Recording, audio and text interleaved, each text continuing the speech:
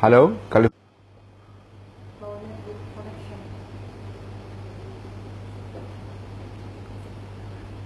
hello. Yes, here. Okay, please say something on the wall that you are already watching this video. Hi, Alex. Hi, student.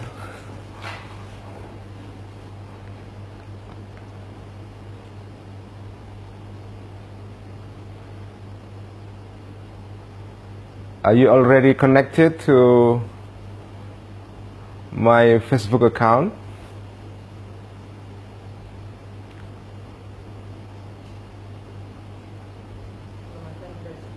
Hello?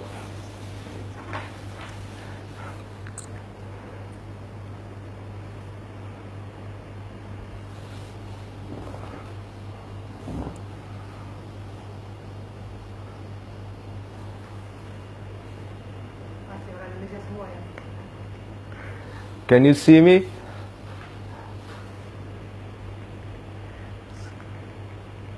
Yes, yes, sir. Okay, if you already on the system, I can start the lecture. I want to check also the sound. Is it clear?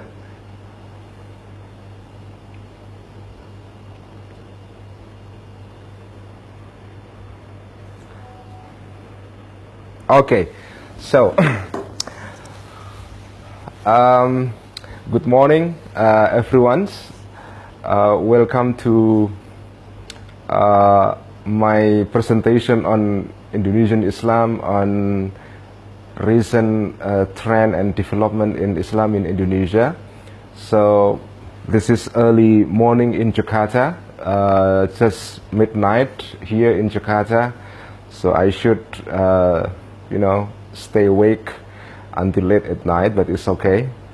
So thanks to my friend Dr. Alexander Key for inviting me to give and share my ideas, my insight on Islam in Indonesia, and I hope that this lecture would be useful for you. And also to help you understand the dynamic of Islam in Indonesia particularly, and maybe in Southeast Asia in general. I would like to start with general overview of the development of Islam after the fall of the authoritarian regime of the former President Suharto in 1998. The year 1998 was a very important year in the political history of Indonesia, because that was the year when the President Suharto, the former authoritarian leader of Indonesia, was unseated. And then starting from that year, Indonesia entered into an era of democracy. So we have been witnessing a lot of massive political, social, cultural changes in Indonesia since then. For the first time in 1999, for example, we had free elections. Next year we have another election for the president. So Indonesia has been radically transformed since 1998 in many sense, politically, culturally, sociologically, and economically as well. So in this short lecture, I would address some of the important and interesting development in Indonesian Islam after the democratization process. Democracy has brought many interesting things to Indonesian political landscape. First of all, since 1998, we had, a free political system. We have, for the first time, Indonesia witnessed the emergence of, many political parties, which is impossible to happen in the past. For the first time, Indonesia witnessed also the emergence of Islamic political parties. In the past political system, political life was completely under control of the government, and there wasn't any possibility for the Islamic community to create their own political parties. So in the past, political parties that were allowed to operate were only 3 parties, and none of them can be seen as, real political parties. It is either government parties or the party that is, the extension of the government interest. So there wasn't any independent, autonomous political party in the true sense of the word. So since 1998, we had a free political system, a free political life. So for the first time, there was an opening, a possibility for the Muslim society to create Islamic political parties. But the freedom that we have after the democratic era also created a problem as well, because after 1998 we also saw the emergence of Islamic radical organization as well, and also the entrance of Indonesia into democracy coincided quite interestingly with the ending of the Afghanistan war, and there was many ex-jihadists, Indonesian ex-jihadists who went to Afghanistan. They went back to Indonesia when just in time when our country entered into democracy. And those ex-jihadists who returned from Afghanistan to Indonesia, they created an organization called Jemaah Islamiyah. This is a terrorist organization that was responsible for many bombing in Bali, in Jakarta, and other places. So with democracy come also many complexities. The freedom that we have has been, let's say, hijacked by certain radical Islamic groups to create organizations to promote jihadist ideologies and so forth. And also after reform, this is the era that we are in now in Indonesia is called reformasi, or reform era. During this reform era, we have also an interesting development. Beside the emergence of a lot of Islamic political parties, we also see the emergence of many Islamic organizations. Some of them are conservative, some of them are radicals, extremists, some of them are progressive, and so forth. So we have seen the emergence of various type of Islamic organization movement after the fall of the authoritarian regime of Suharto in 1998. I would like to address certain important issues that we face after this democratization era. For the first time, after the collapse of the authoritarian regime, we see the serious problem of the interreligious relationship in Indonesia. from 1999 until 2001, there was a serious conflict between Muslim and Christian in the island of Ambon in eastern part of Indonesia. It's called Ambon.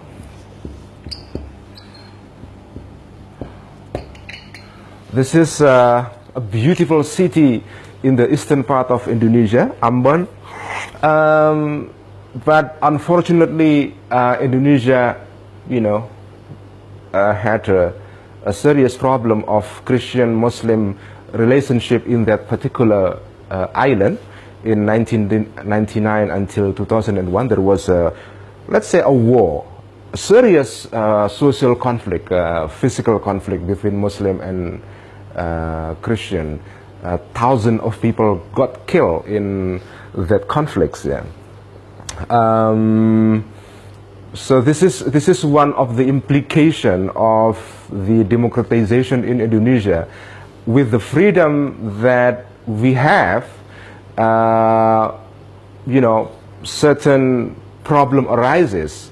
Yeah, certain problem arises, and one of the important problem is the problem of the rising fundamentalism, rising radicalism, and also the tension between Muslim and Christian in certain areas. Yeah.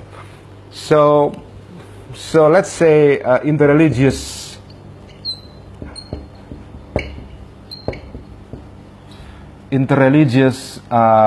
relationship.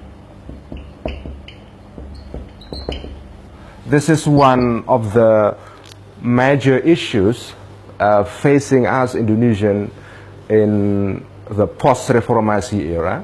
The second is the issue of the controversial issue of the application of Sharia. So an interesting development in Indonesian Islam is that since 1998 there was a massive demand from a certain Islamic organization, mostly conservative organization, to introduce or to reintroduce the Islamic Sharia, the Islamic law, to be adopted as a law both on national and local level. There was many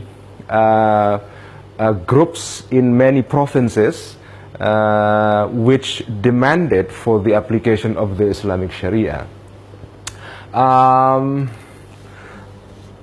The other issue that also, debated after, Reformasi era, after the democratic era, is the issue of the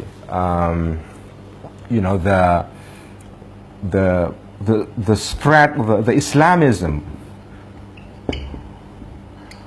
or the jihadism.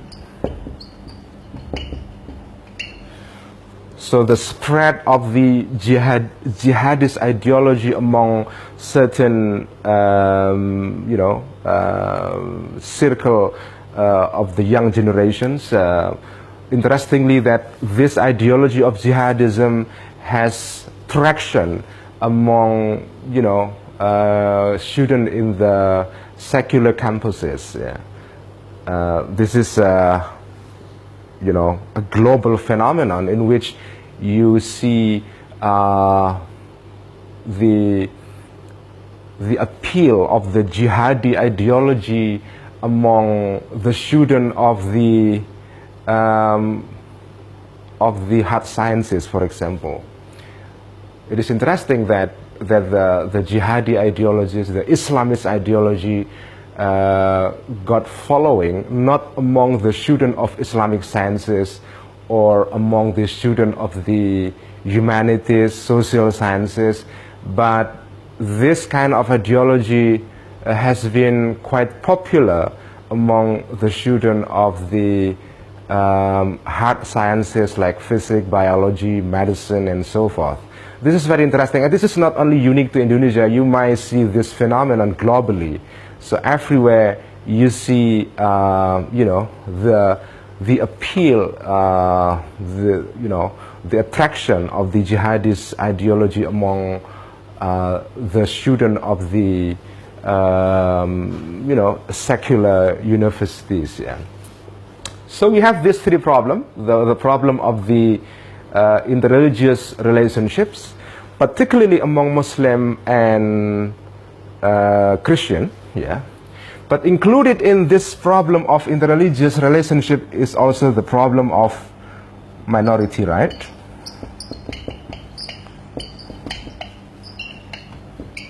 So all of these problems are, unique to Indonesia when it's entered into democracy. In the past, during the authoritarian regime of the Suharto, everything was completely controlled by the government. So there wasn't any possibility for radical Islamic groups to operate on ground. So they normally operate underground, and it was easily suppressed by the government at the time. So in the past, Indonesia, since 60s, after the failure of the communist coup in 1960s, yeah, until the fall of Suharto, Indonesia was completely politically quiet, stable, because everything was controlled and dominated by the government. But since the fall of this authoritarian regime, the situation has changed dramatically. And the implication of this change is that we have this new problem. The problem of the interreligious and intergroup relationships, including the problem of the minority right, and then the problem of the application of Sharia.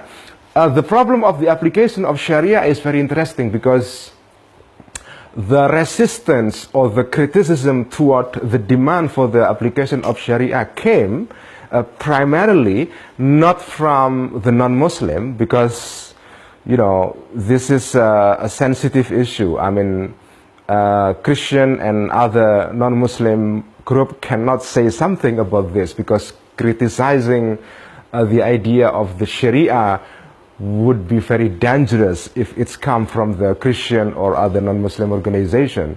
But the resistance, the criticism toward this demand of the Sharia, of the application of Sharia, came mostly from the Muslim themselves. I am one of the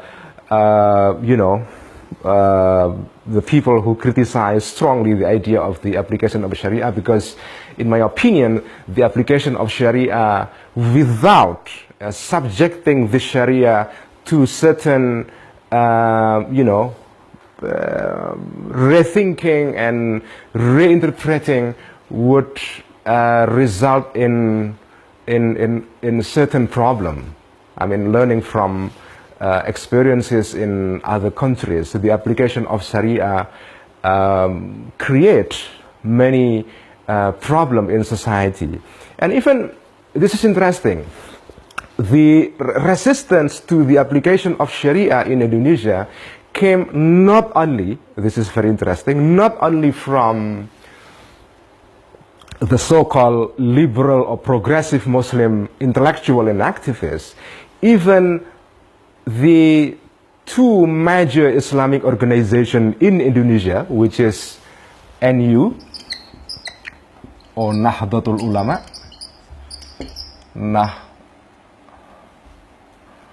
Nahdlatul Ulama. This is the largest Islamic organization in Indonesia, NU, and Muhammadiyah. This is the second largest, yeah, Muhammadiyah.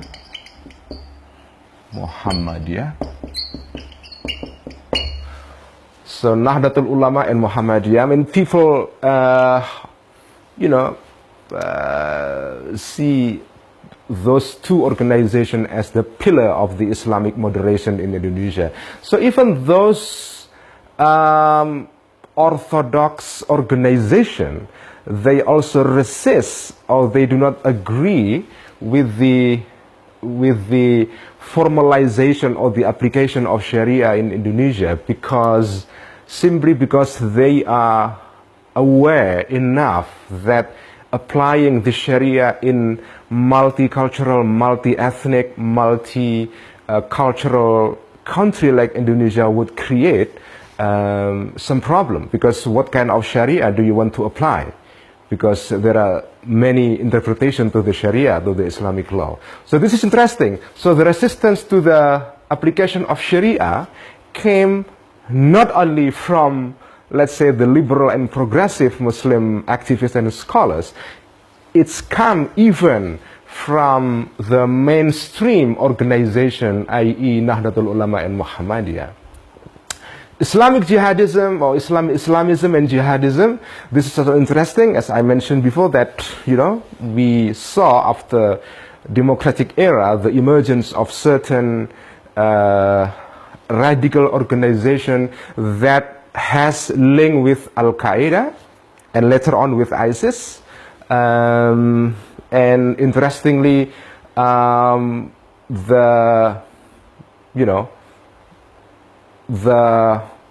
kind of people who follow this kind of ideology are not the kind of people who study Islam systematically in madrasah, or pesantren. This is our word for madrasah. Pesantren is Indonesian version of madrasah. You say madrasah in Pakistan, India, but in Indonesia you have pesantren. This is the local word for madrasah in Indonesia. So people who study Islam systematically, following the traditional method rigorously, they tend to be not interested in the ideology of jihadism and Islamism. Most of the people who follow the ideology of this movement came from the student of physics, medicine. We have universities, main university in Indonesia, UI, Universitas Indonesia, ITB, Institute, Bandung Institute of Technology, ITB, and then IPB, the Bogor Agricultural Institute. Those are the three main universities in which you find a lot of, students who follow, who get attracted by the ideology of Islamism and jihadism. Okay, so this is one of the interesting dynamic of Islam in Indonesia after democratic era. In one hand, democracy has brought many good things to the country,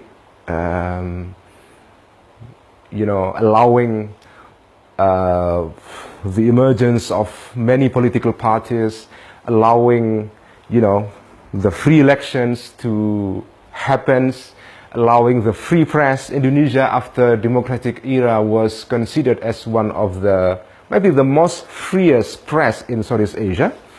And also allowing the emergence of robust civil society. But this is not the whole picture.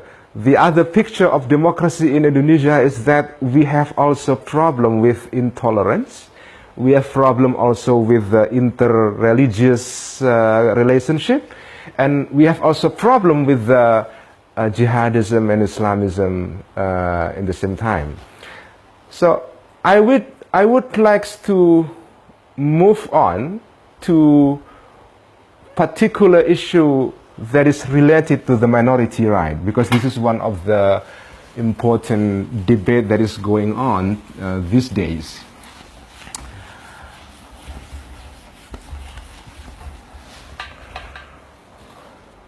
Okay, I'm supposed to be talking for 30 minutes, and this is already 15 or 20. Minority right. This is one of the important issue facing us today. I mean, Indonesian constitution is quite interesting. Indonesian constitution define Indonesia not as secular state, but also not as religious state. So let's say it is in between. Yeah, it's not secular, it's not religious, but the constitution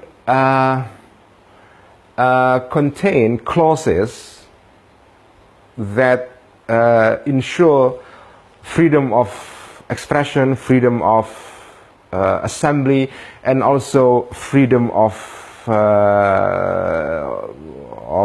believing in any faith. Yeah. So religious freedom is basically protected in our constitution. So there is no problem on the constitutional level. But when it's come to the real life, there was an interesting dynamic. After democratic era, for the first time, we had a serious problem with the minority right. Not to say that in the past there wasn't any issue with the minority groups, no. But it's become more pronounced and more visible after democratic era, because it is only when Indonesia entered into democracy that certain group that is very conservative, that has very, that has a radical orientation, they managed to express their ideas publicly and openly, and they managed to assert their influences in society, creating a situation where certain minority groups has been target of many violences. One of the minority group that has been the target of many violences in the last 10-15 years was the Ahmadiyya groups. Yeah. So this is, in the view of the predominant Orthodox Sunni in Indonesia, this group is considered as heretic, as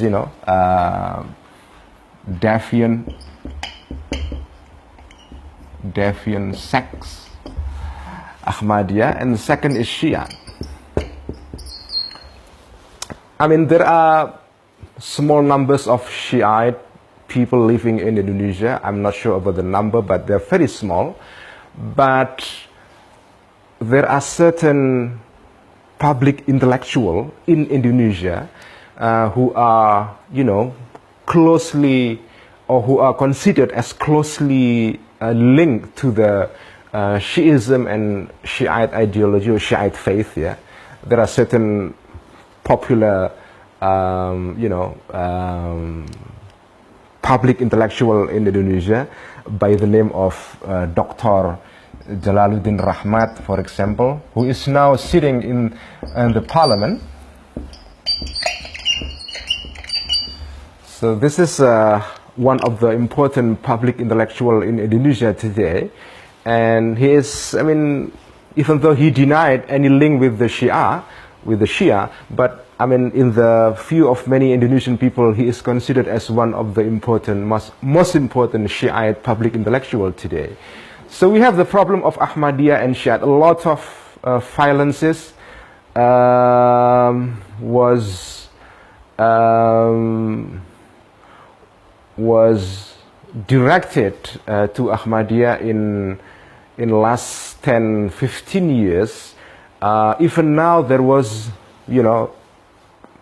many Ahmadiyya people who live in the refugee in the city of Lombok, in eastern part of Indonesia, in the island of Lombok.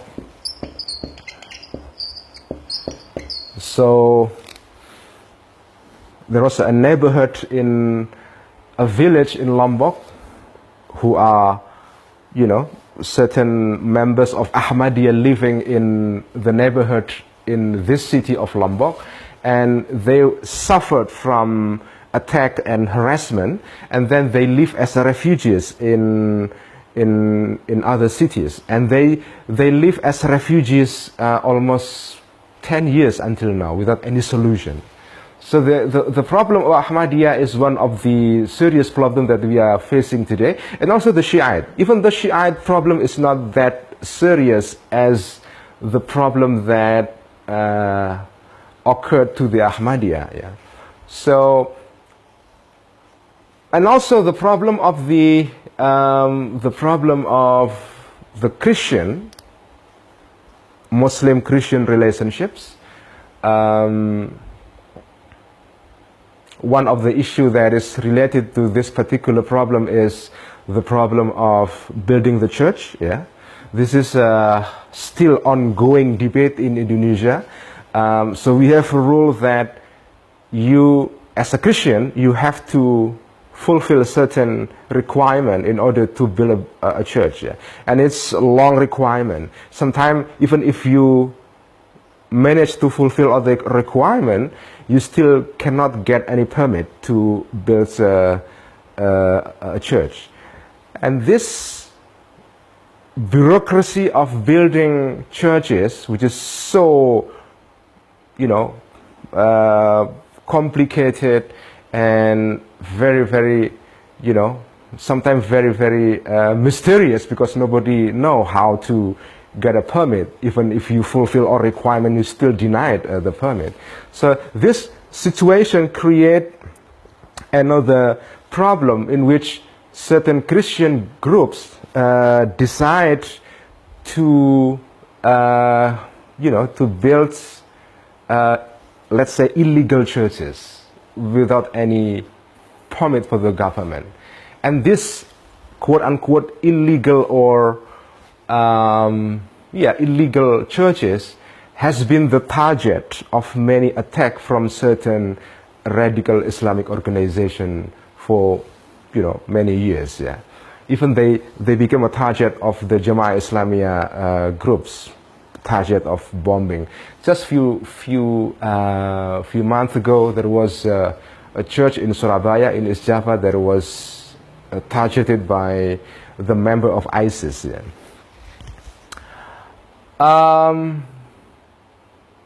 Part of the problem of the Muslim and Christian are the problem of, problems that are related to certain issues like,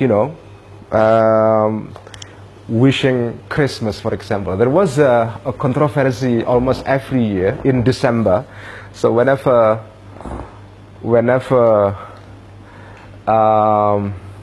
people celebrate Christmas in Indonesia, there was always a debate whether Muslim can say Merry Christmas to the Christian or not. Yeah, this is a almost annual debate that occurred almost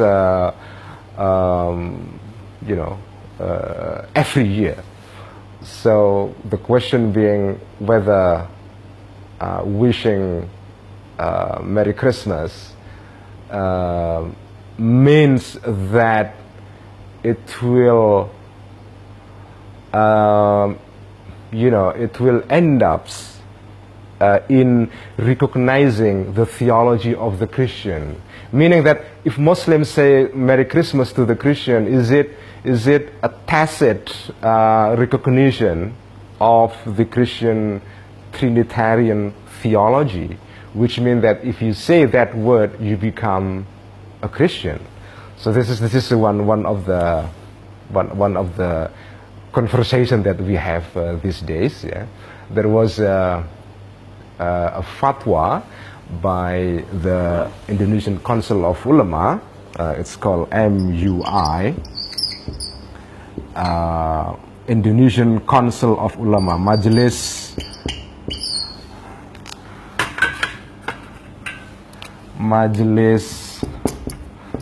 Ulama Indonesia.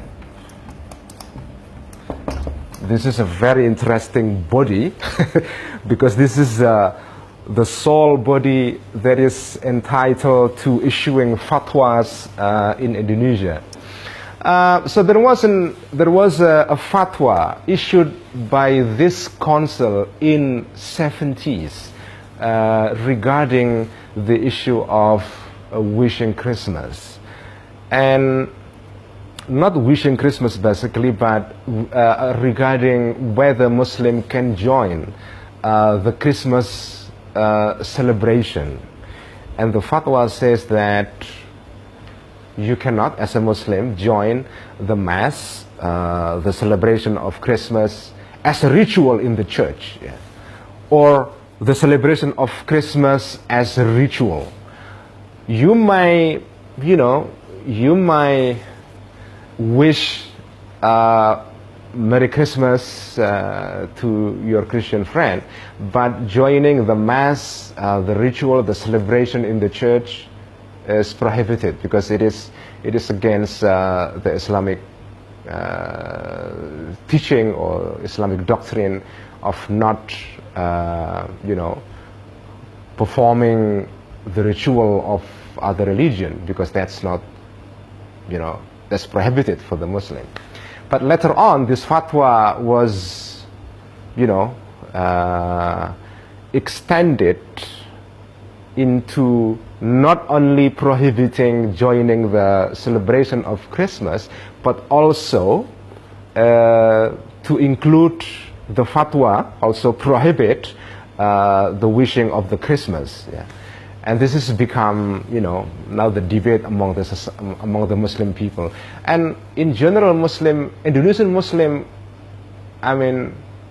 mostly tolerant. They do not have any problem of wishing Christmas, because it is one of our tradition for many centuries that, people from different faiths would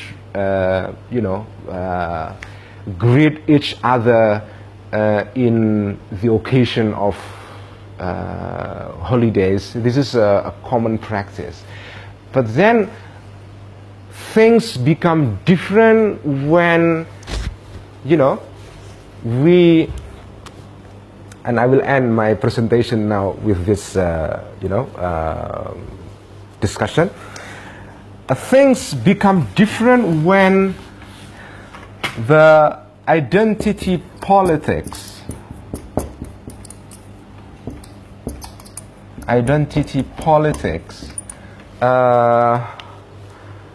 comes into the scene. Yeah. So when identity politics starts to operate in society, it alters many things. Yeah. And what is identity politics in the case of Indonesia?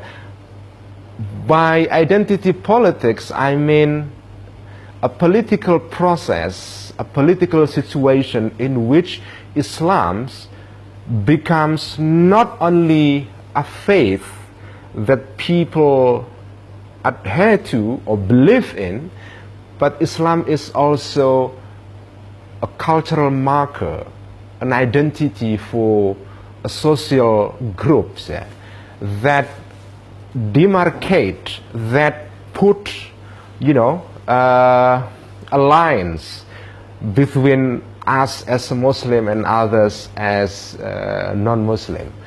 So this is like, like us versus them situation. With identity politics, we have this polarization between us having a distinct identity versus others with different identity. And the idea that us Muslims should be distinct and different is so important in the mindset of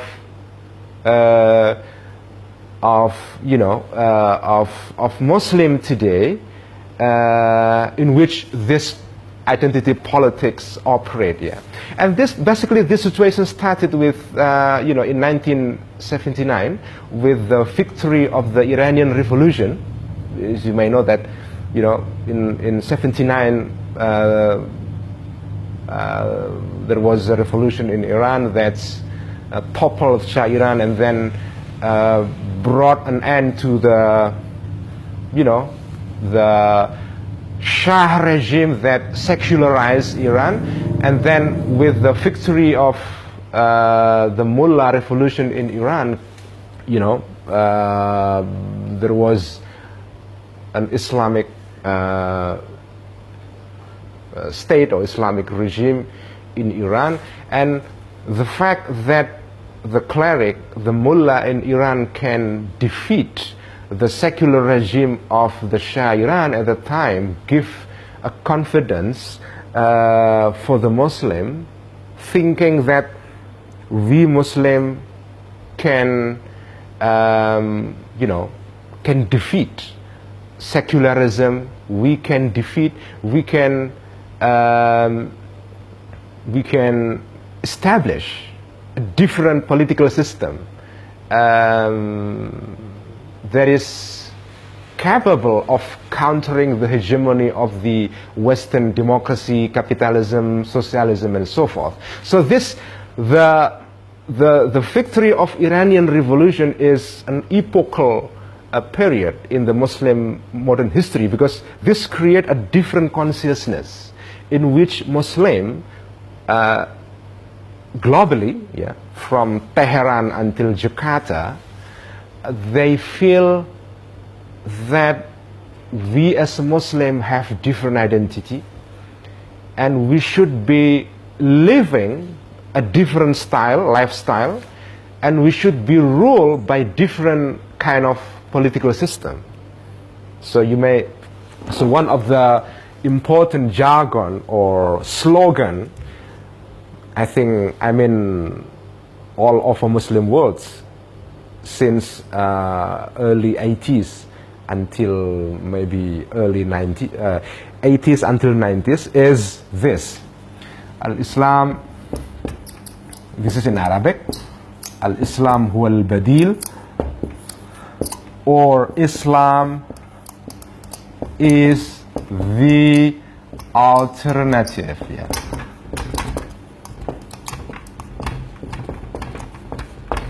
I hope that you can see my handwriting. It's not that fancy, not that good. So, Al-Islam huwa al-badil, Islam is the alternative. I still remember in 80s there was many car in Jakarta bearing a sticker with this slogan, Al-Islam huwa al-badil, Islam is the alternative. So this is the consciousness that is prominent among Muslims since the victory of Iranian Revolution in 1979. The consciousness that Muslims are distinct, that we are different, and we should resist, or we should reject anything that's come from the outside that tries to rule over us using different political system. That's why, since this mindset become widespread and predominant among certain younger generation, one of the mindset, a new mindset that comes out is the idea that we should have our own political system. So the idea that democracy is kafir started to influence some of the younger generation. I mean, today we have a Hizb ut-Tahrir, organization, this movement, global movement that started in Palestine or Jordan, that's promote the caliphate, the Khilafah, the caliphate system. This movement was based in London for many years, but then it was shut down. And also it was banned last year in Indonesia because of its allegedly involvement in the radical, activities in Indonesia. So the idea that democracy is kafir start to influence a certain younger generation. Because why? Because this has to do with identity politics.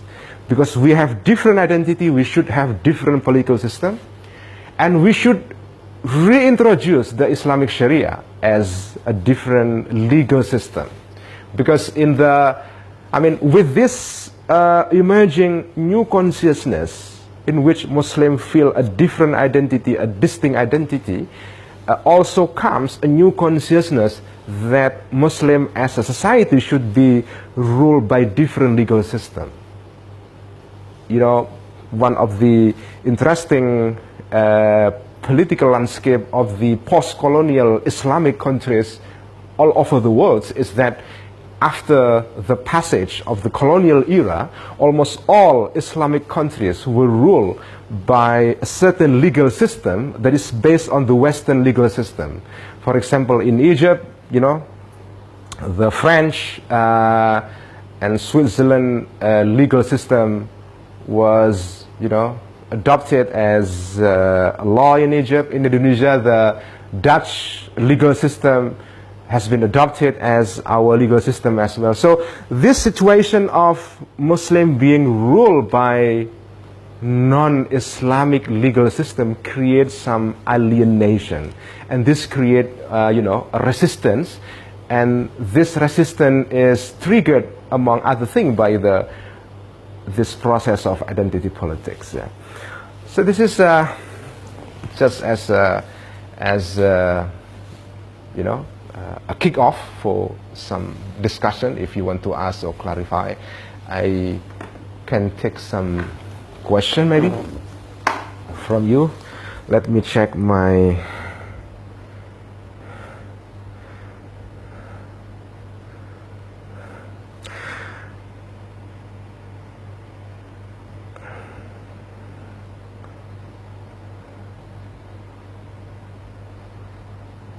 okay. So there are some questions already coming in my cell phone.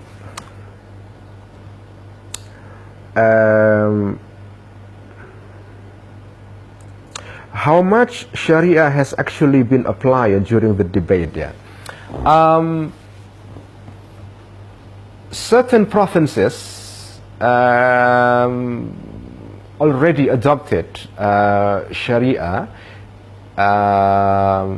as a law, but what is really adopted is not really the whole Sharia corpus, yeah.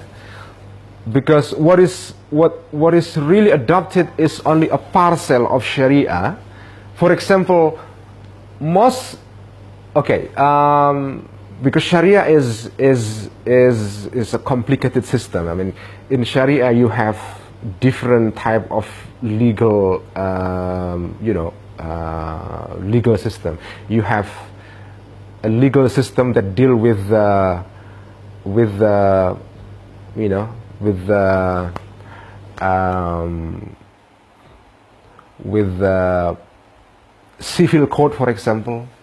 There are certain part of the Sharia that deal with commercial activities. There are certain legal system in Sharia that deal with the uqubat or hudud, the physical punishment, for example. So there are different type, the different dimension of Sharia. And normally,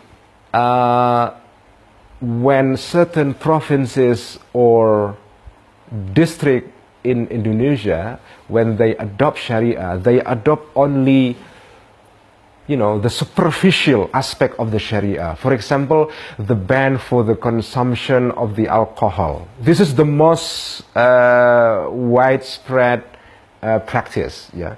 So, and why only this small aspect of Sharia that has been adopted by certain provinces? Because basically, when people demand the application of Sharia, actually the people do not have a clear idea what Sharia that they want, basically.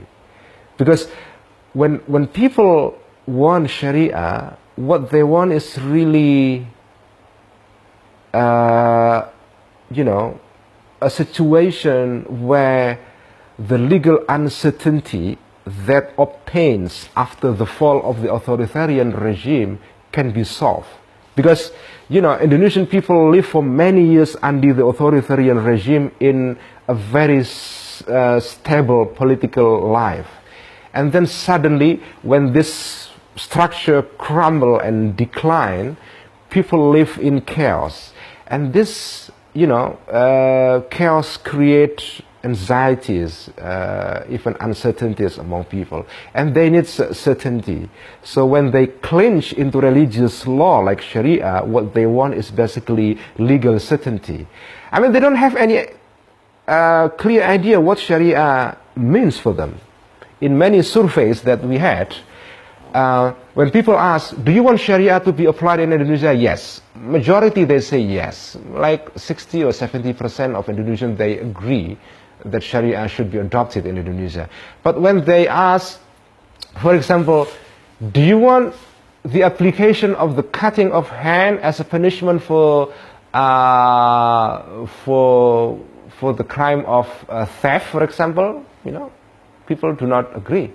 Do you agree with the application of the qisas, the killing as a form of punishment? If you kill some people, you have to be killed, like the practice among the Jews, in the past. People say no. So basically, when people say, I want Sharia, basically they want legal stability, certainty. So that's why some politician, and this is the game of politics basically, some politician, in order to gain political support from the people, they introduce Sharia in order to get as much support from the people. It's not when this is interesting. In Indonesia, political parties that promote Islamic Sharia or the application of Islamic Sharia are not only Islamic parties. Even secular parties also support the application of Islamic Sharia because this support can translate into political gain in the election. And what Sharia do they apply really in practical life? What they apply is only superficial form of Sharia, which is, for example, the ban of the consumption of alcohol. Okay, so they introduce a local, law. This is not national, but on the local level. So when certain district or province introduce the ban of liquor, of alcohol, for example, for people it's enough. This is Sharia. Okay, so we are living under Sharia, and it satisfies some people. So the application of Sharia is basically not a serious movement because it is just a superficial. The demand is superficial. Only in Aceh, in the province of Aceh, this is the province that suffered a lot from the tsunami in 2004. Only in Aceh do we have really the application of Islamic Sharia in more comprehensive way, let's say, because it's not only just the ban of alcohol, but it also includes some other aspect of Sharia, but excluding the Sharia ruling related to the punishment, physical punishment like cutting the hand, flogging, or killing, and so forth.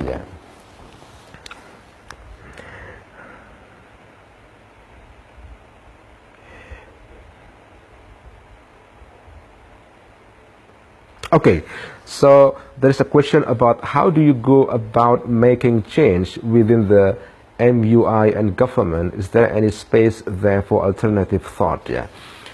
So I would like to talk a little bit about Majelis Ulama Indonesia, or MUI, the Indonesian Council of Ulama. This is an interesting body. This organization, this council, was created during the past regime, during the authoritarian regime of Suharto. I think it was created in the 70s. The goal of the creation of this entity was to uh, to create a mechanism where government can communicate effectively with the Muslim society, because the government at the time was launching an ambitious project of modernization in all aspects of life, and in the eye of the government at the time, traditional Muslim society posed a serious challenge to the modernization project, because Muslims tend to resist this project because they see it as secularization and westernization and so forth. So the government needs a mechanism or institution to facilitate communication between the government and Islamic society at the time. So this council, the MUI, is like, you know, a mouth person of the government to, you know, to convince the Islamic people at the time that the modernization project is not, you know, a threat to Islam, and it's not, you know, westernization, it's not secularization, and so forth. So basically this a proxy, is a tool of the government to, you know, to assuage the fears of Muslim society at the time. But then after the democratic era, the nature of this organization, the Council of Ulama, has changed quite significantly. In the past, it became the mouthpiece of the government. Now it's become the mouthpiece of the Muslim society. So now the Council of Ulama becomes like, you know, a mouthpiece for the conservative Islamic organization. This explains why there was certain fatwa that was issued by this organization, this council, in 2005. There was like 10 or 11 fatwa issued in 2005, and those are controversial fatwas. One is fatwa on Ahmadiyya, yeah. The second is a fatwa on liberalism, secularism, and pluralism. Yeah, this is interesting. The fatwa on pluralism says that pluralism is not, you know, it's not Islamic. It's not in accordance with Islamic doctrine, because pluralism, in the definition of the Council of Ulama, is a thought that all religion has equal status as a truth claim. So pluralism means that all religions are true without one or two, you know, without one being the representative of the absolute truth. So pluralism means relativism. That's basically the idea, the definition of pluralism according to the Council of Ulama. So based on this definition of pluralism, they say that pluralism is not Islamic, because if you say that all religions are true, that's basically contradict Muslim faith or Muslim belief that Islam is, you know, the absolute truth. Yeah. So this council has changed dramatically after Reformasi, after democratic era, from being the mouthpiece of government, being the representative of the interests of the conservative Islamic groups after democratic era. This is very interesting, but it is also interesting that almost all fatwa that has been issued by the council has been challenged by other Islamic organizations as well. And this is what is interesting about Islam, because, you know, Islam is not like Catholicism. Islam, I mean, in Catholicism you have a central structure like Vatican that might issue, you know, a a fatwa, let's say, or a decision, that is binding for all Catholic all over the world. This is not the case with Islam. In Islam, you have no such institution, centralized structure like Vatican. So the fatwa that has been issued by the council is not automatically supported by all ulama or all Muslim. Certain ulama would dispute, challenge, and many Muslim scholars challenge the fatwa of this council. For example, the fatwa that says that Ahmadiyya group is non-Islamic or deviant sects. Not all Islamic organizations agree with this fatwa about Ahmadiyya. Even though, for example, I can say that Nahdlatul Ulama, the largest Islamic organization in Indonesia, even though the majority of the members of Nahdlatul Ulama would not agree with the doctrine of Ahmadiyya, but they do not agree also with the fatwa of the Indonesian Council of Ulama, because this fatwa has been used by certain Islamic radical groups to attack the Ahmadiyya member. Yeah. So the implication of fatwa is problematic. I mean, even though majority of the Muslim that follow Nahdlatul Ulama do not agree with the Ahmadiyya members in terms of theology and doctrine, but they also do not agree also with the fatwa of the Council of Ulama, because the fatwa has very serious implication, which is like giving a license to certain radical groups to do violence against the Ahmadiyya people.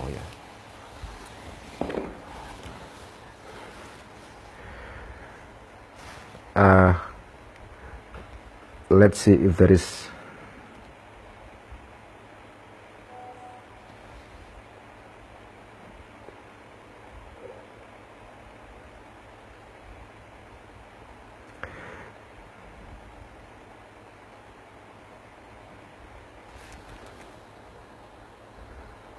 Okay, so I think we can wrap up now. Okay, just one other question before I end my presentation. How is the use of Islamic vocabulary such as Sharia thought to create the stability people are looking for? Yeah, this is as I mentioned before, that the idea of Sharia is not really the idea of the application of Sharia is not really meant as reviving the complete Sharia as practiced in the past during the era of Caliphate, for example, in 10th, 11th, 12th century. No, but by Sharia people mean only just a guarantee, an assurance of legal certainty, legal clarity, and also legal effectiveness, because people tend to see that the modern legal system is very slow, corrupt, and expensive. And Sharia means for many of them as cheap, effective, quick legal process, plus this is a legal system that has a sacred status. I think my presentation should end here, and I hope that my my explanation about the dynamic of Islam after democratic era in Indonesia is useful for you. So thank you for your patience to listen to my presentation, and good luck with you all, and bye.